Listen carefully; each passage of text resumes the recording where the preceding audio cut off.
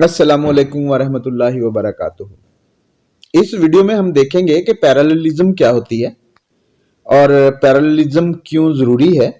हम पैरेललिज्म की कुछ एग्जाम्पल्स देखेंगे एंड देन हम फॉल्टी पैरेललिज्म पर बात करेंगे और फॉल्टी पैरेललिज्म की कुछ एग्जाम्पल्स देखेंगे।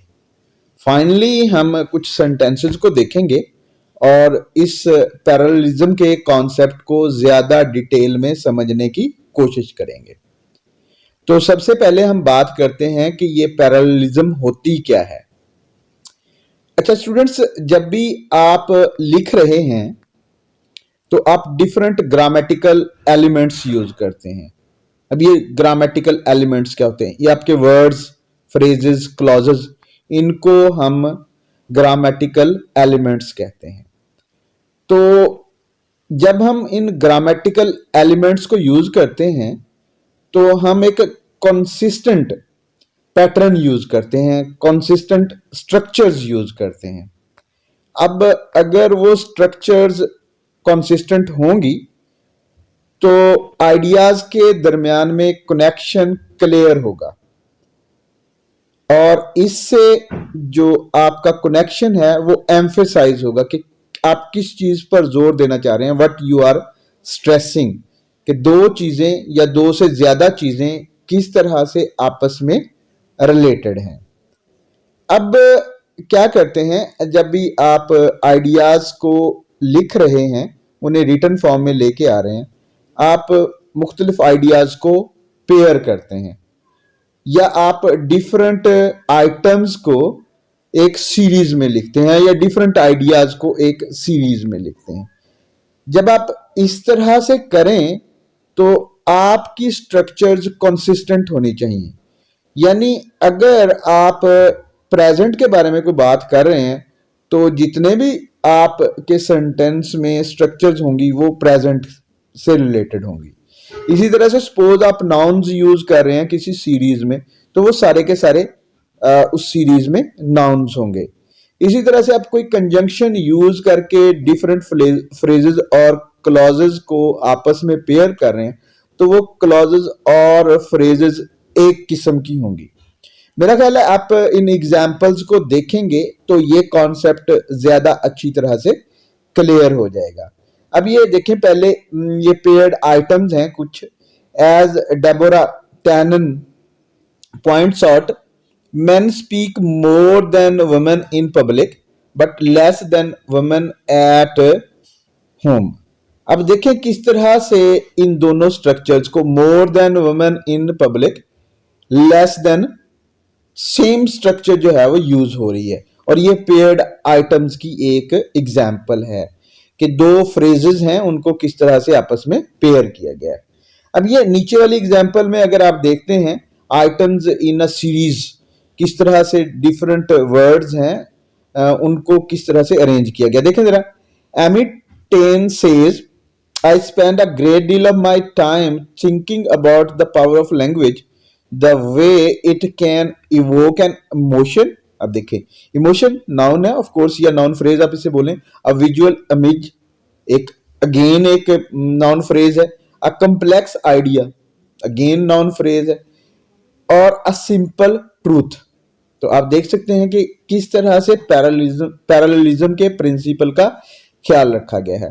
अब इससे अगली स्लाइड में हम देखते हैं कि फॉल्टी पैरेललिज्म क्या होती है और ऑफ कोर्स उसको भी हम समझने की कोशिश करेंगे थ्रू एग्जांपल्स। तो चलिए स्टूडेंट्स चलते हैं सेकंड स्लाइड की तरफ। अच्छा, अगर आपको पैरेललिज्म की समझ आ जाए तो फॉल्टी पैरेललिज्म को समझना बड़ा आसान हो जाता है। फॉल्टी पैरेललिज्म में आप क्या करते हैं कि आप पेयर्ड आइटम्स या आइटम्स इन सीरीज में कंसिस्टेंट नहीं रहते। मसलन आप एक पेयर्ड आइटम्स दे रहे हैं या आइटम्स इन सीरीज दे रहे हैं, आप कभी नाउन यूज करने लग जाते हैं, कभी एडजेक्टिव यूज करने लग जाते हैं, तो ये इस किस्म की कंफ्यूजन। या आप फ्रेजेस यूज कर रहे हैं, आप different type of phrases use करना शुरू कर देते हैं। मसलन आप दो आइडियाज को पेयर करना चाह रहे हैं और एक आइडिया में आप इन्फिनेटिव फ्रेज यूज करते हैं, दूसरे में पार्टिसिपियल फ्रेज यूज कर लेते हैं, तो इससे इनकंसिस्टेंसी पैदा होती है, सेंटेंस को समझना मुश्किल हो जाता है। ये एग्जाम्पल्स देखें जरा दो, इन एग्जाम्पल्स को देखने से आपको समझ आ जाएगी कि ये क्या सिचुएशन होती है। ये एग्जाम्पल्स आपके सामने हैं, इनको पढ़ें जरा। As Deborah Tannen points out, men speak more than women in public, but at home less talking is done by them। अब पहले हिस्से में अगर आप इस सेंटेंस के देखते हैं तो वहां पे एक्टिव स्ट्रक्चर यूज हो रही है, बट देन अचानक शिफ्ट पैसिव स्ट्रक्चर की तरफ आ जाती है, तो इससे एक तो सेंटेंस को पढ़ना मुश्किल हो जाता है, इट इज डिफिकल्ट। इससे राइटिंग की जो फ्लो है वो डिस्टर्ब होता है। जब आप इस तरह से ट्रांजिशन करते हैं कि एक स्ट्रक्चर से दूसरी स्ट्रक्चर पे शिफ्ट करते हैं और पहले वाली स्ट्रक्चर का ख्याल किए बगैर दूसरी स्ट्रक्चर को अननेसेसरीली चेंज करते हैं, तो एक फॉल्टी कंस्ट्रक्शन पैदा होती है। तो इस किस्म की फॉल्टी कंस्ट्रक्शन को हम फॉल्टी पैरेललिज्म बोल देते हैं। नेक्स्ट सेंटेंस भी अगर आप जो है वो देखते हैं, Amy Tan says I spend a great deal of my time thinking about the power of language, the way it can evoke an emotion, visual image or complex idea can be suggested or communicate a simple truth। तो यहाँ पे आपको जो है वो नजर आता है कि राइटर ने एक जैसी एक कंसिस्टेंसी बरकरार नहीं रखी when she is talking about these paired items, कि आपको ख्याल रखना पड़ता है कि if you have started using nouns, तो आपकी सीरीज में जितने भी वर्ड्स हैं वो सारे के सारे नाउन्स होंगे या नाउन फ्रेजेस होंगी। आप अगर different type of phrases use कर रहे हैं, सपोज आप इन्फिनेटिव फ्रेजेस यूज करना शुरू किए हैं, तो वो सारी की सारी फ्रेजेस इन्फिनेटिव होनी चाहिए। इसी तरह से अगर आप यूज कर रहे हैं, पहले आपने क्लॉज यूज कर ली और बाद में फ्रेज के साथ उसको पेयर किया, तो इससे सेंटेंस को पढ़ना मुश्किल हो जाता है। तो इस किस्म की सिचुएशन को हम बोलते हैं फॉल्टी पैरेललिज्म। अब ये फॉल्टी पैरेललिज्म पैदा कहां पे हो सकती है और इसका कैसे ख्याल रखते हैं, अगली 2-3 स्लाइड्स में हम इन्हीं चीजों को देखते हैं। अच्छा जी, सबसे पहला काम आपने ये करना है कि जब भी आप पैरेलल स्ट्रक्चर्स यूज कर रहे हैं विद पेयर्ड आइटम्स और आइटम्स इन सीरीज, तो आपने ख्याल रखना है कि आप पैरेलल उनको देखेंगे कि वो डिफरेंट तो नहीं है, कहीं पे कुछ चेंज तो नहीं आ रही। अब ये फर्स्ट एग्जांपल अगर आप देखते हैं, I am an American citizen and she is not, दोनों क्लॉजेज हैं और इनको बिल्कुल पैरेलल कर दिया गया, बैलेंस कर दिया गया है। नेक्स्ट एग्जाम्पल अगर आप जो देखते हैं, for women as for girls, intimacy is the fabric of relationship and talk is the thread from which it is woven. Again clauses हैं एंड क्लियर सेंटेंस को पढ़ना बिल्कुल भी मुश्किल नहीं नजर आएगा आपको। Lee was a Tidewater Virginia and in his background were family culture tradition. देख लें किस तरह से जो है वो इन नाउन्स को पैरेलल किया गया है। The age of chivalry transplanted to a new world which was making its own legends and its own myths। Again किस तरह से जो है वो लेजेंड्स एंड मिथ्स को पेयर किया गया है, दोनों नाउन्स हैं, ठीक है। लास्ट सेंटेंस को भी देखें, according to Bruce Catton, Lee was strong, again adjective, aristocratic adjective and dedicated again adjective to the कॉन्फिडरेसी।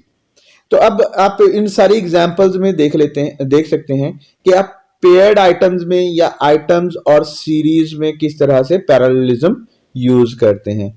यानी अगर आप क्लॉजेज यूज कर रहे हैं तो आप सारी की सारी जो है वो क्लॉजेज होने चाहिए।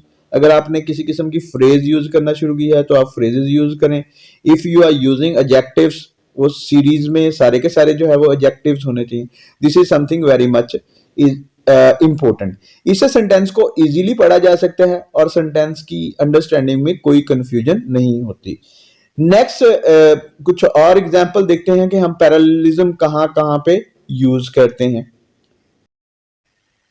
ओके जी, देखें आप, सपोज आप दो या दो से ज्यादा आइडियाज को, दो या दो से ज्यादा वर्ड्स को ज्वाइन करना चाह रहे हैं और ज्वाइन करने के लिए आप को रिलेटिव कंजंक्शंस यूज करते हैं। अब ये को रिलेटिव कंजंक्शंस क्या होते हैं? ऐसे कंजंक्शंस जो पेयर्स की शक्ल में आते हैं। ये लिस्ट एक छोटी सी आपके सामने नजर आती है आपको, not only but also, both and, neither nor, either और। इस किस्म के जो कंजंक्शंस होते हैं इनको हम को रिलेटिव कंजंक्शंस बोलते हैं। अब अगर हम इन को रिलेटिव कंजंक्शंस को यूज कर रहे हैं तो हमने क्या करना है कि हमने इस पैरेललिज्म के प्रिंसिपल को जहन में रखना है कि हम नाउन यूज कर रहे हैं, इनको जोड़ने से पहले वाले हिस्से में नाउन यूज हुआ है तो सेकंड वाले हिस्से में भी नाउन यूज होगा। ये एग्जांपल्स आप देखेंगे तो आइडिया ज्यादा क्लियर हो जाएगा कि आइडिया क्या है इसके पीछे। In everything we undertake either on the earth or in the sky. अब ये आइदर और के जरिए जोड़ा गया है दो प्रेपोजिशनल फ्रेजेस को, तो दोनों जगह पे प्रेपोजिशनल फ्रेजेस हैं, इसलिए जो है वो पैरेललिज्म पैदा हुई है, पैरेललिज्म जो है वो क्रिएट हुई है, ये प्रॉपर पैरेललिज्म है। We have choice of two styles which I call the grey and the green. Next sentence में भी अगर आप जो है वो देखते हैं, not only does Catton admire Grant but he also respects him. दोनों हिस्सों में, सेंटेंस के दोनों पार्ट्स में नॉट ओनली के बाद या बट आल्सो के बाद क्या है कि आपको प्रेजेंट स्ट्रक्चर्स मिलती हैं। तो ये सेकंड रूल है जिसका आप बहुत ज्यादा ख्याल रखते हैं when you are writing English sentence. आप एक इंग्लिश सेंटेंस लिख रहे हैं और आप उसमें एक से ज्यादा आइडियाज देना चाह रहे हैं, उन आइडियाज को आप किस तरह से प्रेजेंट करते हैं। वो रूल ये है कि आइडियाज एक जैसे होने चाहिए, यानी उनमें कोई फर्क नहीं आना चाहिए उनकी कंस्ट्रक्शन में। आप प्रेजेंट टेंस यूज कर रहे हैं तो आप प्रेजेंट टेंस यूज करेंगे, पास्ट टेंस यूज कर रहे हैं तो पास्ट टेंस यूज करेंगे, नाउन्स यूज कर रहे हैं ऑफ कोर्स नाउन यूज करेंगे, कोई फ्रेजेस हैं तो सेम टाइप ऑफ फ्रेजेस होनी चाहिए। एक और स्लाइड देखते हैं और उसमें अगेन अनदर रूल देखते हैं जहां पे पैरेललिज्म का प्रॉब्लम आता है और उसका आप किस तरह से ख्याल रखें। जी, आप क्या करते हैं, आप बाज़ औक़ात चीजों में कंट्रास्ट शो करना चाहते हैं। अगर आप कंट्रास्ट भी शो करना चाह रहे हैं तो आप पैरेलल स्ट्रक्चर्स यूज करेंगे। और कंट्रास्ट के लिए आप कौन से वर्ड यूज करते हैं? ज्यादातर एज और देन इस किस्म के वर्ड्स यूज करते हैं। अगेन एग्जांपल देखें, आइडिया बिल्कुल क्लियर हो जाएगा। According to Deborah Tannen, conversation between men and women is as much a problem for men as a problem for women. Again, noun clauses और सिमिलर कंस्ट्रक्शंस आपको यहाँ पे नजर आएंगी। नेक्स्ट एग्जांपल को अगर आप जो है देखते हैं उसमें क्या है कि as Deborah Tannen observes, most men are socialized to communicate through actions rather than to communicate through conversation. Again, similar structures use की गई हैं। बहरहाल हम इस कॉन्वर्सेशन को सम अप करते हैं कि whenever you are writing sentences you should be very much careful about the principle of parallelism. Parallelism क्या होता है कि आप सेम स्ट्रक्चर्स यूज करते हैं या सेम वर्ड्स यूज करते हैं इन अ सिंगल कंस्ट्रक्शन और in a single sentence. This is very much important. I might this is now very much clear, and whenever you will be writing you will take care of this principle in your writing, because finally you express your ideas in the form of writing। और आपको writing के जो pitfalls हैं या वो areas जहां पे आप मिस्टेक्स कर सकते हैं, आपको उनसे बहुत अच्छी तरह से अवेयर होना चाहिए। अगर आप उनसे अवेयर होंगे ऑफ कोर्स आप उनको अवॉइड करेंगे। आप उनको अवॉइड करेंगे तो आपकी राइटिंग ऑटोमेटिकली इंप्रूव होगी, राइटिंग आपकी ज्यादा इफेक्टिव होगी। We will be talking about this kind of concepts in future as well. Till then, Allah Hafiz.